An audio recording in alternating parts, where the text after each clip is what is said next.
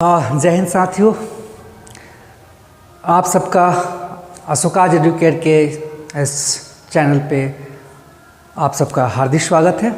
मैं के दीपांकर आप लोग के बीच आज बड़ा ही खास विषय के साथ उपस्थित हूँ। यह वीडियो उन बच्चों के लिए बड़ा ही इम्पोर्टेंट होगा जो बच्चे अभी राज्य पीसीएस की तैयारी में लगे हुए हैं, और सबसे खास इस वीडियो का वैल्यू उनके लिए होगा जो अभी 67th बीपीएससी एग्ज़ाम की तैयारी में लगे हुए हैं, जो आगामी 30 अप्रैल को आयोजित की जाने वाली है। ये वीडियो थोड़ा सा लंबी हो सकती है। इस वीडियो में कुछ भी मैं समझता हूँ लिखी हुई बातें दिखाई नहीं देगी आपको केवल ध्यान से सुनना है। अपने आप को मेंटली तैयार होकर वीडियो को ध्यान से सुने, शांत मुद्रा में तो सुनने का काम करें। हो सके तो एक नहीं, दो नहीं, 3 बार आप इस वीडियो को देखें। मैं उम्मीद करता हूं कि 2 से 3 बार इस वीडियो को आप देखते हैं, सुनते हैं, तो बहुत कुछ चीज़ें आपके माइंड में क्रिस्टल क्लियर हो जाएगी, आपको समझ में आने लगेगा।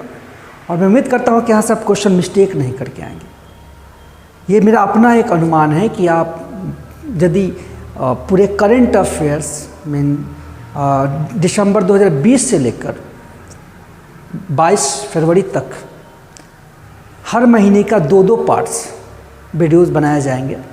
यदि आपने उसे तरीक़ा से देख लिया, उस पर बेहतर तरीके से आपने वर्क कर लिया, 32 क्वेश्चन जो करंट अफेयर से होते हैं, और निश्चित तौर पे आप 25 क्वेश्चन ज़रूर कर सकते हैं। एक अनुमान है, डेफिनेट नहीं बता सकता, बट कोशिश की जा सकती है।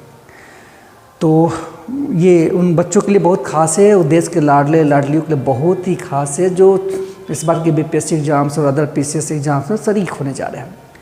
तो हम बातें करेंगे कि आज के इस टॉपिक में हमने कौन कौन से विषय को खासकर लिया है, उसकी चर्चा हम करना चाहेंगे। पहले तो मैं बता दूं कि ये जो विषय लिया गया वो जनवरी 2021 की महत्वपूर्ण घटनाओं को शामिल किया गया इसमें।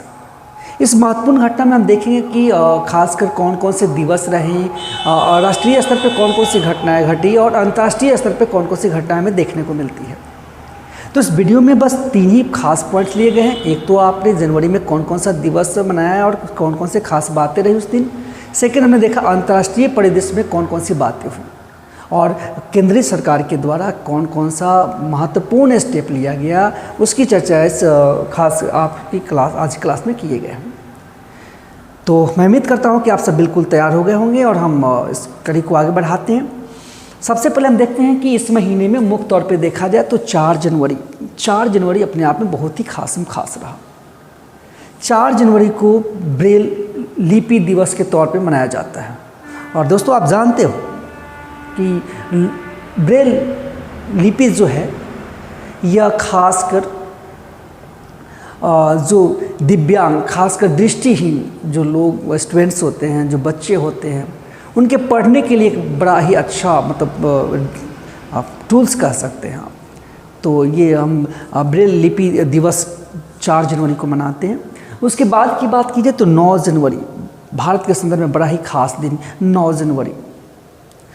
जनवरी महात्मा गांधी जो हमारे देश के राष्ट्रपिता हैं, 9 जनवरी 1915 ईस्वी को उनका स्वदेश आगमन होता है। वे दक्षिण अफ्रीका से भारत वापस आते हैं और इंडिया में एक नए युग की शुरुआत होती है। इसे गांधीज़्म या गांधीवादी, गांधी युग के नाम से जाना जाता है। यदि हम प्रवासी दिवस की बात करें तो इसको मनाने का जो मूल उद्देश्य होता है, हमारे देश से बाहर रहने वाले तमाम देशवासियों को देश की सामाजिक और आर्थिक विकास की धारा में भागीदार बनाना। यह देखा जाए तो 2021 में मनाया गया प्रवासी दिवस 16वां नंबर का, यानी 16वां संस्करण था। इसके बाद की बात की जाए तो 9 के बाद यदि हम 10 जनवरी की बात करें तो 10 जनवरी को विश्व हिंदी दिवस मनाया जाता है। आपके जहन में बातें फिट होगी कि मतलब भारतीय स्तर पर देखा जाए तो हिंदी दिवस हम 14 सितंबर को मनाते हैं, लेकिन अंतर्राष्ट्रीय परिप्रेक्ष्य में देखा जाए तो ये घटना हमें मुख्य तौर पे 10 जनवरी को मनाते हैं। 12 जनवरी को युवा दिवस के रूप में मनाते हैं, और युवा दिवस में हमारे स्वामी विवेकानंद साहब की जन्मतिथि है। आप सब जानते हैं, हम विवेकानंद महोदय ने बेलोर मठ में रामकृष्ण मिशन की स्थापना की थी। इनसे जुड़ा हुआ बड़ा खास क्वेश्चन बनता है कि 1893 में 1893 ईस्वी में शिकागो में आयोजित विश्व धर्म सभा में इन्होंने शिरकत किया था और पूरे विश्व को मंत्रमुग्ध कर दिया था कुछ पलों में ही। तो बड़ा खास है 1893 हमारे विवेकानंद साहब से जुड़ा हुआ। और उनका वर्षन की बात करें तो हमेशा उन्होंने कथन कहा निर्भय बनो। उनका कथन था बनो और बनाओ। उनके कथन की बात करें उन्होंने कहा था कि मैं उस भगवान को नहीं मानता जो भगवान न गरीबों के पेट में एक रोटी पहुंचा सकता है और ना ही विधवाओं के आंसू पोंछ सकता है। मैं वैसे भगवान को नहीं मानता। उन्हें कहा था भारत के लोगों के संदर्भ में कि हमारा भगवान, हम भारतवासियों का भगवान हमारे रसोई घर में बसते हैं, जहाँ पे जातिवाद और छुआछूत भरा पड़ा है, लोग की मानसिकता में भरी पड़ी है। तो ये 12 जनवरी यूथ दिवस। 12 जनवरी की बात करें तो 15 जनवरी बहुत ही खास है। भारतीय इतिहास में देखें या भारत की प्रशासनिक व्यवस्था में देखें तो 15 जनवरी बहुत ही अपने आप में खास दिन है, क्योंकि इस दिन हम भारतीय सेना दिवस मनाते हैं। भारतीय सेना दिवस से जुड़े हुए खास तथ्य और भी हमें देखने को मिलता है। जनवरी 2021 की बात करें तो आप देखेंगे कि जनवरी 2021 में भारतीय सेना की, मतलब इट मीन्स की थल सेना की बात हो रही है, तो उपाध्यक्ष महोदय की नियुक्ति हुई, जिनका नाम चंडी प्रसाद मोहंती का चयन किया गया, जो उपाध्यक्ष हैं हमारे भारतीय सेना के। और उसके बाद हम बात करें तो 15 के बाद हमें 23 जनवरी बड़ा अपने आप में अति महत्वपूर्ण तिथि माना जाता है। 23 जनवरी जिस दिन हमारे देश के ब्रिगेडियर, आप कह सकते हैं नेताजी सुभाष चंद्र बोस का जन्म हुआ था। इनके बारे में यदि हम बात करें तो इन्होंने तुम मुझे खून दो मैं तुम्हें आज़ादी दूंगा देशवासियों को मंत्र दिया।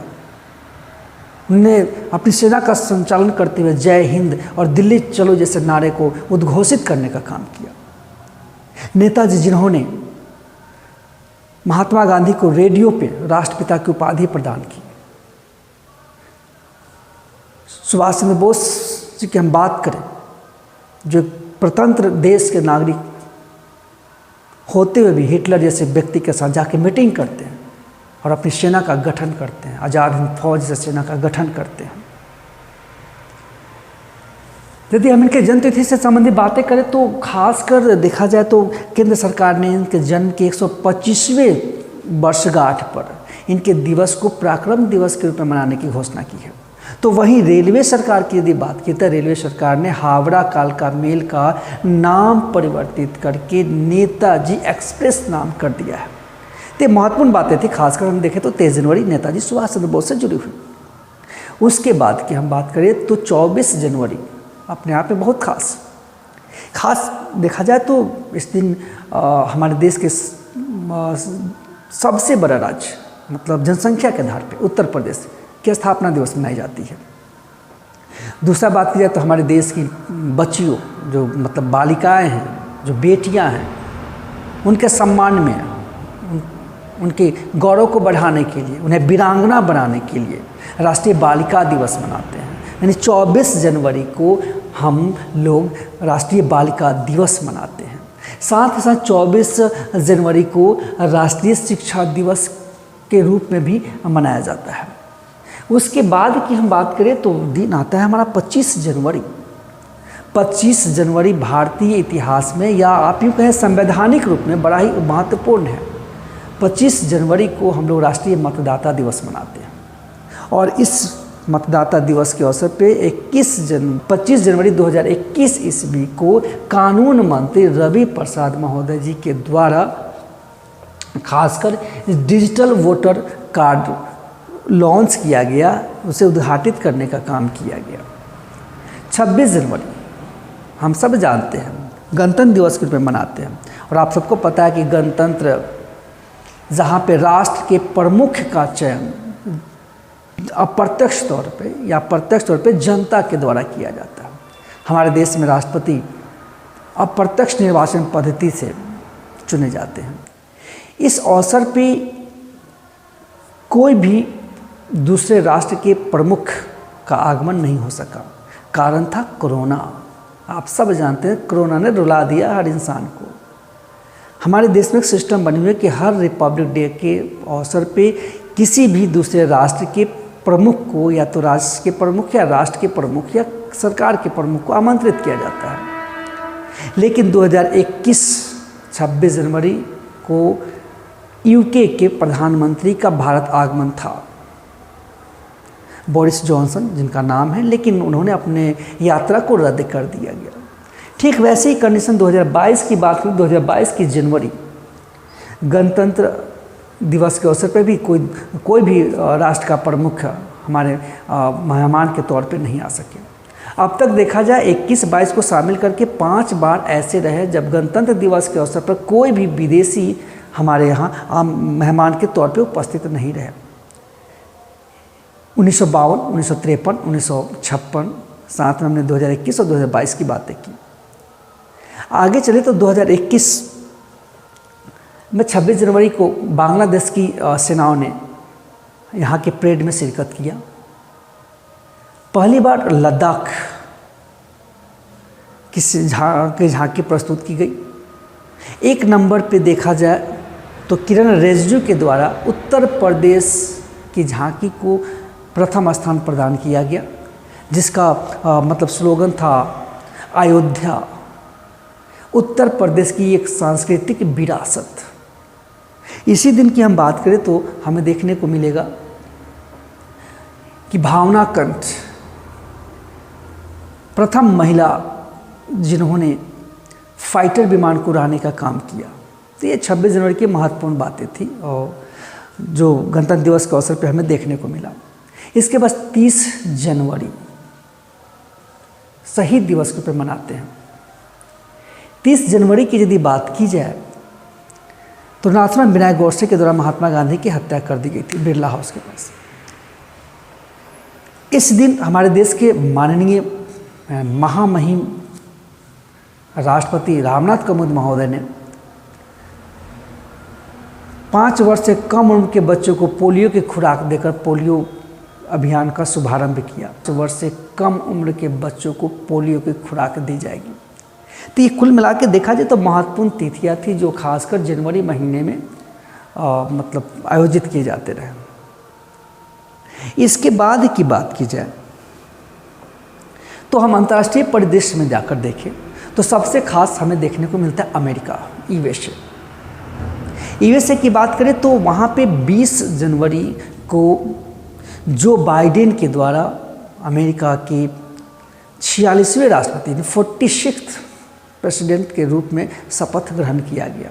हम सब जानते हैं कि अमेरिका में मतलब अध्यक्षात्मक सरकार है, यानी मतलब वहाँ पे पार्लियामेंट्री गवर्नमेंट नहीं है बल्कि एक्सिक्यूटिव गवर्नमेंट है। जबकि इंडिया की बात करें तो यहाँ पे पार्लियामेंट्री गवर्नमेंट है। यहाँ पे जो हेड होता है पार्लियामेंट के लोग होते हैं। राष्ट्रपति नाम मात्र का मतलब प्रमुख होता है, वो राष्ट्र का प्रमुख होता है, सरकार का प्रमुख नहीं होते। लेकिन अमेरिका में राष्ट्रपति राष्ट्र और सरकार का प्रमुख होता है। तो हमें ध्यान रखना है कि वहाँ पे जो बाइडेन 46वें राष्ट्रपति के रूप में चयनित किए गए, उन जनता के द्वारा चुनाव किया गया। और डोनाल्ड ट्रंप की हम बात करें तो वे सरकार उनकी गिरी। और यही बात करें तो हमें देखना होगा कि खासकर कमला हैरिस जो अश्वेत अमेरिकन है, जो अमेरिका के रहने वाले नहीं हैं, दक्षिण एशियाई कंट्री से पहली ऐसी महिला बनी जो अमेरिका के उपराष्ट्रपति के रूप में अपने गौरव को प्रदान किया या प्राप्त किया। खासकर देखा जाए तो वही बात करें हम तो अमेरिका ने अपने देश में मतलब नस्लीय इक्वलिटी लाने के लिए मतलब विधान को पारित करने का काम किया। नई सरकार या आप यूँ कह सकते हैं कि जो बाइडेन की सरकार ने वहाँ पे ट्रांसजेंडर को सेना में भर्ती करने पे डोनाल्ड ट्रंप के द्वारा प्रतिबंधित कर दिया गया था। लेकिन नई सरकार मतलब कि जो बाइडेन की सरकार ने इस प्रतिबंध को समाप्त कर दिया गया। यदि इस प्रतिबंध की बात करें तो 2016 में जब डेमोक्रेटिक पार्टी की सरकार बनी थी और मुख्य तौर पे उस समय बराक ओबामा देश के राष्ट्रपति चुने गए थे। तब 2016 में ट्रांसजेंडर को चिकित्सीय सेवा में, साथ ही साथ बात की जाए तो सेनाओं में भर्ती होकर देश की सेवा करने का मतलब अवसर प्रदान किया गया था। लेकिन 2017 में डोनाल्ड ट्रंप के राष्ट्रपति बनते ही उसे प्रतिबंधित कर देने का काम किया गया था। वहीं यदि बात कीजिए अमेरिका में, तो खासकर में देखना है कि वहाँ पे मलाला यूसुफ़ज़ई, नाम सुना होगा आपने, जो गौरव प्रदान करने का काम की है, उन्हें नोबेल का शांति पुरस्कार मिला था। उनके नाम पे अमेरिका की सरकार ने स्कॉलरशिप को संचालित किया या मतलब उसे अनाउंस करने का काम किया, जिसके माध्यम से पाकिस्तान की महिलाओं का विकास करने का संकल्प रखा गया है। वहीं बात की जाए तो भारत का द्वितीय सबसे बड़ा रत्न, जिसे आप सम्मान कहते हैं, जिसे हम पद्म विभूषण कहते हैं, तो पद्म विभूषण खासकर देखा जाए तो नरेंद्र सिंह कपानी, जो यूएसए के रहने वाले, यूपीएससी में अभी निवास करते हैं, उन्हें पद्म विभूषण से सम्मानित किया गया। उसके बाद की बात की जाए अमेरिका के बाद हम देखें तो सऊदी अरब की बात करें। सऊदी अरब क्राउन प्रिंस मोहम्मद बिन सलमान ने एक नई मतलब पॉलिसी को लाया, विधान का ये लाया, जिसमें एक ऐसे शहर के निर्माण करने की बात की गई जहाँ पे कोई कार, कोई सड़क नहीं होगी और वहाँ पे बिल्कुल भी कार्बन का ओरिजिनेशन नहीं होगा। मतलब a city where no car, no roads and no carbon emissions की बातें की गई। सऊदी अरब की बात करें तो हम ईरान को देखें तो ईरान में चाबहार बंदरगाह को निर्मित किया जा रहा है। चाबहार बंदरगाह भारत की सहायता से बनाया जाने वाला बंदरगाह था, लेकिन कुछ चीज़ें बीच में थोड़ी सी अटपटा सा रहा और चाइना का इंटरफेरेंस होना, मतलब भारत और ईरान के बीच के संबंधों में थोड़ा सा मतलब यूँ कहा जाए कि मतलब मधुरता में कमी आया। लेकिन भारत ने चाबहार बंदरगाह के निर्माण में 2 हॉवर क्रेन देने की घोषणा किया ईरान को। वहीं यदि बात की जाए ईरान की, तो ईरान ने 2015 की परमाणु जो समझौता है, उस समझौते को तोड़कर, उस सीमा को, उस नियम का उल्लंघन कर यूरेनियम के संवर्धन का प्रयास जारी रखा। ईरान की बात करें तो हमें देखने को मिलेगा मध्य एशिया का देश, जिसका नाम हमें देखने को मिलता है मुख्य तौर पे किर्गिस्तान की हम बात करें तो किर्गिस्तान में नए राष्ट्रपति का चयन किया गया, जिनका नाम सादिर जापारोव है। सादिर जापारोव किर्गिस्तान के नए राष्ट्रपति बने हैं। वहीं यदि बात करें कजाकिस्तान, तो कजाकिस्तान ने अपने देश से मृत्युदंड को प्रतिबंधित कर दिया, मृत्युदंड के प्रावधान को समाप्त कर दिया। वहीं बात की जाए तो चाइना की, जो एशियाई कंट्री चाइना है, तो चाइना ने अपने देश में एक विधान लागू किया या एक विधेयक पारित किया गया, जिसके तहत किसी भी विदेशी जहाज़ पे गोलीबारी करने का मतलब अनुमति प्रदान करता है। बात आगे की जाए जापान की, तो जापान ने भारत को कोरोना काल से प्रभावित होने के कारण और उससे बाहर निकलने के लिए इकोनॉमिकल यानी देखा जाए तो फाइनेंशियल लोन देने का काम किया है। जापान के द्वारा भारत को 2113 करोड़ रुपया ऋण दिया गया है। जापान की बात की जाए तो जापान की पूर्व प्रधानमंत्री हम बात करें शिंजो आबे, नाम सुना होगा आपने, शिंजो आबे को पद्म विभूषण से सम्मानित किया गया। तो 2 विदेशी खासकर, एक तो हमें शिंजो आबे और दूसरा नाम हमने देखा था नरेंद्र सिंह कपानी। इन दोनों को भारत का दूसरा सर्वोच्च सम्मान पद्म विभूषण से सम्मानित किया गया। वहीं यदि हम बात करें खासकर तो क्यूबा के बारे में अमेरिका ने उसे एक आतंकवाद के प्रायोजक के रूप में उद्घोषित करने का काम किया। अमेरिका के शब्दों में क्यूबा आतंकवाद का प्रायोजक देश है। वहीं यदि हम बातें करें तो एस्टोनिया अपने आप में बड़ा ही खास कारणों से चर्चा में रहा। एस्टोनिया की बात करें तो वहाँ पे काजा क्लास को प्रधानमंत्री के तौर पे वहाँ पे नियुक्त किया गया है।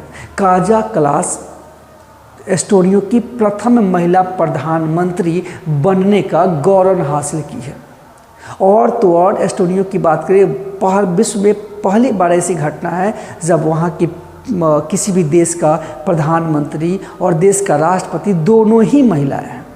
तो ये अपने आप में बड़ा खास हो जाता है। काजा क्लास की बात करें तो रिफॉर्म पार्टी से संबंधित है। स्विट्ज़रलैंड की बात करें तो स्विट्ज़रलैंड ने इबोला नाम की बीमारी का जो वैक्सीन है उसको वैश्विक स्तर पर भंडारण किया गया। वहीं बात करें हम पुर्तगाल को देखें तो पुर्तगाल में रेबेलो डिसूसा वहाँ की सरकार के रूप में चयनित किए गए हैं जो सोशल डेमोक्रेटिक पार्टी से संबंधित है। फ्रांस की बात की जाए तो हम सब जानते हैं फ्रांस की राजधानी मुख्य तौर पे सबको पता है पेरिस है।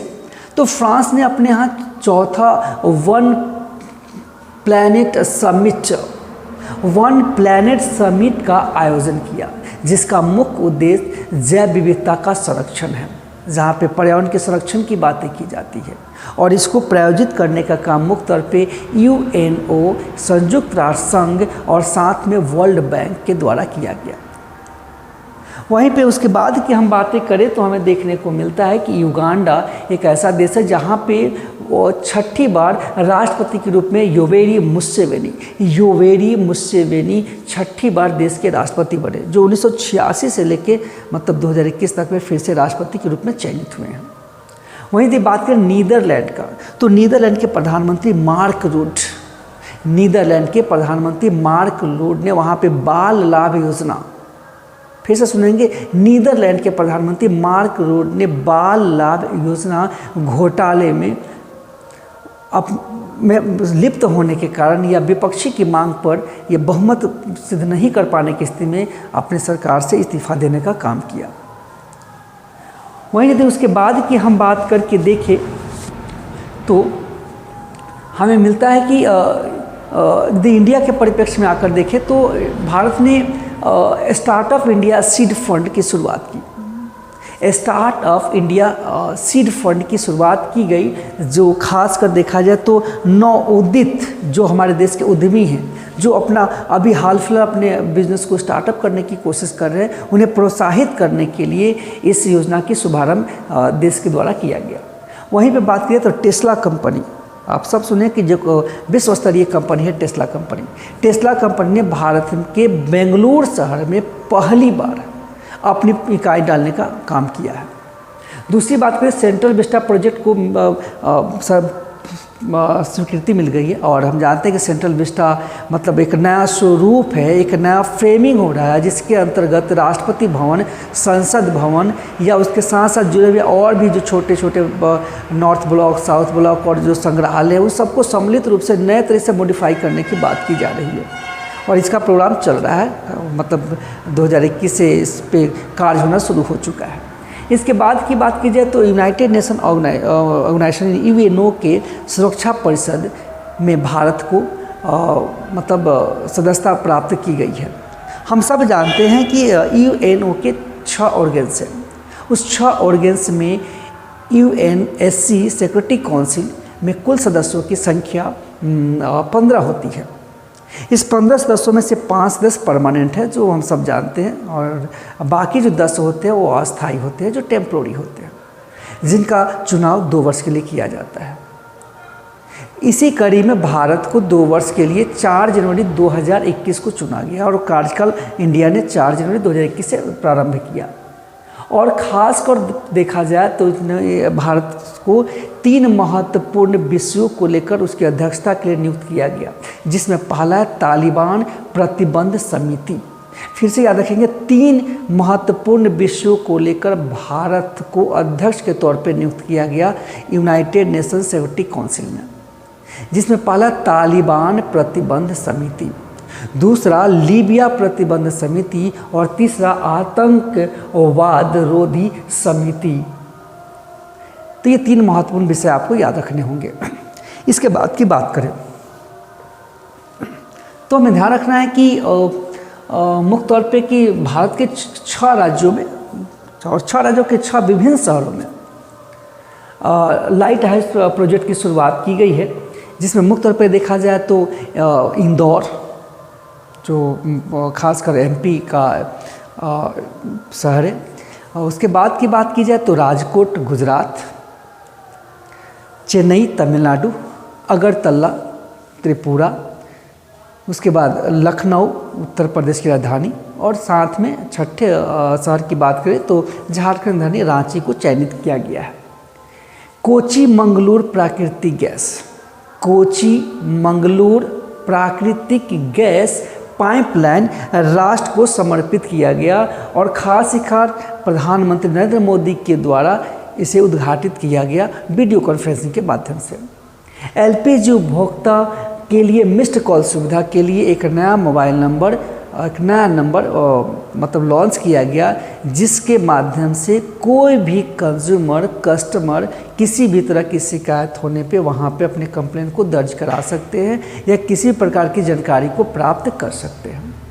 इसके बाद की बात की जाए तो डॉक्टर हर्षवर्धन के द्वारा तटीय अन्वेषण वाहन, डॉक्टर हर्षवर्धन मनमोहन के द्वारा तटीय अन्वेषण वाहन खासकर सागर अन्वेषिका को देश के लिए गिफ्ट किया गया, या ये कह सकते हैं कि उन्हें देश को समर्पित करने का काम किया। वहीं बात करें रिलायंस जियो, पता है देश की टॉप मोस्ट कंपनी रिलायंस जियो विश्व की सभी कंपनियों की तुलना में वर्ल्ड का 5वां सबसे मजबूत ब्रांड बन गया है। इसके पहले 4 जो महत्वपूर्ण ब्रांड हैं उसमें सबसे पहले वीचैट जो एप्पल से संबंधित है, उसके बाद बात करें तो फेरारी, और 3 नंबर पे रूस की बैंक एस बर्ड, चौथे स्थान पे कोका कोला है, और 5वें स्थान पे हमारा रिलायंस जियो का स्थान है, जो विश्व में मजबूत ब्रांड के रूप में देखा जा रहा है। वहीं बात कीजिए आर एस शर्मा को आयुष्मान भारत का सीईओ नियुक्त किया गया है। आयुष्मान भारत जो प्रधानमंत्री जन आरोग्य योजना है, इसके अध्यक्ष बीके पॉल है। साथ ही हम बात करें प्रबुद्ध भारती, एक पत्रिका है जो खासकर उत्तराखंड से संचालित होती है। प्रबुद्ध भारती की बात की जाए तो इसके 125वीं वर्षगांठ समारोह का संबोधन माननीय प्रधानमंत्री मोदी साहब के द्वारा किया गया।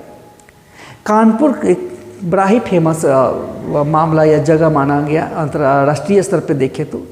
कानपुर आप सब जानते हैं कि कानपुर गंगा नदी के किनारे बसा हुआ सबसे बड़ा शहर है, और मुख्य तौर पे इसे चमड़ा पार्क के रूप में प्रतिस्थापित किया गया जनवरी 2021 में।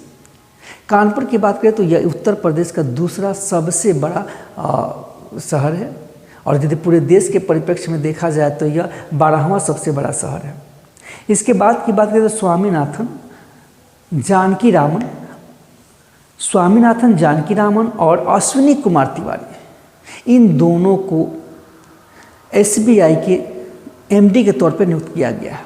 हम सब जानते हैं कि एसबीआई का जो गठन किया गया 1955 में किया गया, और इसमें 5 मेंबर्स की बोर्ड होती है, जिसमें एक अध्यक्ष और 4 एमडी होते हैं।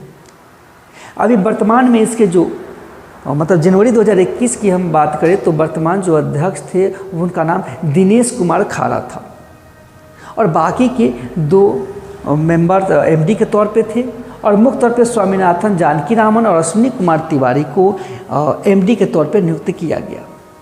इसके बाद की बात की जाए तो हमें ध्यान रखना हो कि एक ऐप लॉन्च किया, इसका नाम था कृषि सखा, जो खासकर भारतीय एक्सा जनरल इंश्योरेंस द्वारा विकसित किया गया एक ऐप है।